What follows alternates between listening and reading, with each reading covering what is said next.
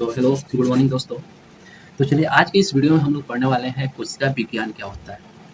यानी कोशिका विज्ञान को जिसके अंतर्गत हम लोग पढ़ते हैं उसको क्या कहते हैं, साइकोलॉजी कहते हैं।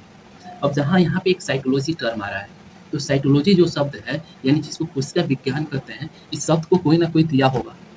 इसको सर्वप्रथम इस वर्ड को दिया था ऑस्कर हर्टविग ने। ऑस्कर हर्टविग ने इस शब्द को दिया था। अब यहाँ पे स्टडी अबाउट सेल यानी कोशिका का अध्ययन साइकोलॉजी कहलाता है एक लाइन में।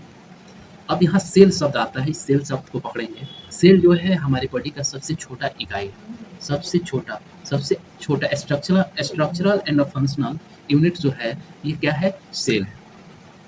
अब सेल शब्द किसने दिया, सेल शब्द किसने दिया, सेल की खोज किसने किया, उसके आगे बढ़ेंगे तो डेड सेल, लिविंग सेल, ये सब किसने दिया। तो देखिए जो सेल होता है सेल, इसको सबसे पहले यानी इसकी सबसे पहले इसे देखा था, कौन देखा था, तो रॉबर्ट हुक ने 1665 ईस्वी में क्रॉक कैम्बियन में देखा था। लेकिन ये जो देखा था वो डेड सेल थे, क्या थे, डेड सेल थे। और इस डेड सेल की खोज उन्होंने 1665 ईस्वी में किया था। 1665 ईस्वी में रॉबर्ट हुक ने इसका खोज किया था। आगे बढ़ते हैं, क्या ये सेल जीवित थे कि डेड थे। तो ये आप याद करना कि ये डेड सेल थे, याद रखना एक लाइन में, ये डेड सेल थे।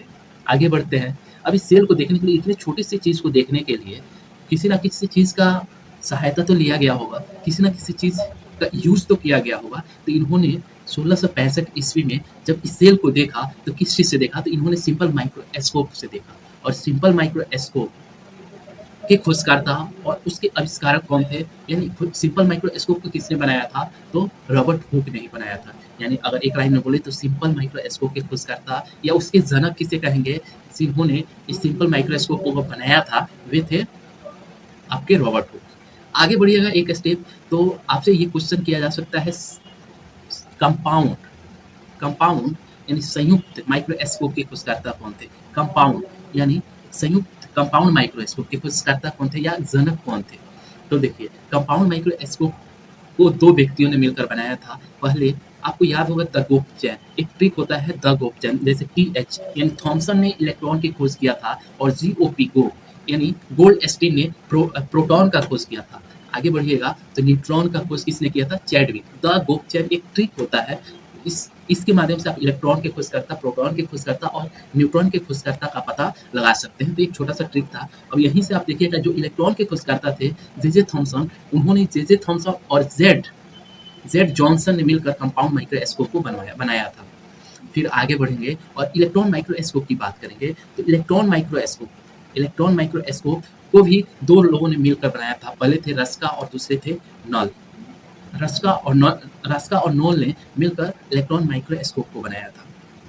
अब हम लोग ने डेड सेल के बारे में बात कर लिया, और डेड सेल को खोजा रॉबर्ट हुक ने था। उसके बाद से हम लोग ने कंपाउंड माइक्रोस्कोप को देख लिया, कंपाउंड माइक्रोस्कोप के जनक कौन थे, इलेक्ट्रॉन माइक्रोस्कोप के जनक कौन थे, सिंपल माइक्रोस्कोप के जनक कौन थे। अब फिर हम लोग आगे बढ़ते हैं और देख लेते हैं कि जो डेड सेल के खोजकर्ता थे रॉबर्ट हुक, लेकिन जीवित सेल के खोजकर्ता कौन थे, इनके बारे में थोड़ा हम लोग जान लेते हैं। तो जीवित सेल के खोजकर्ता एंटोनी वान लीवेनहॉक को कहा जाता है। एंटोनी वान लीवेनहॉक को कहा जाता है। मेरे साथ बोलिएगा, एंटोनी वान लीवेनहॉक को क्या कहा जाता है, जीवित सेल के खोजकर्ता। जीवित सेल के खोजकर्ता कौन थे, यानी लिविंग सेल, जीवित कोशिका का खोजकर्ता एंटोनी वान लीवेनहॉक थे, याद रखिएगा।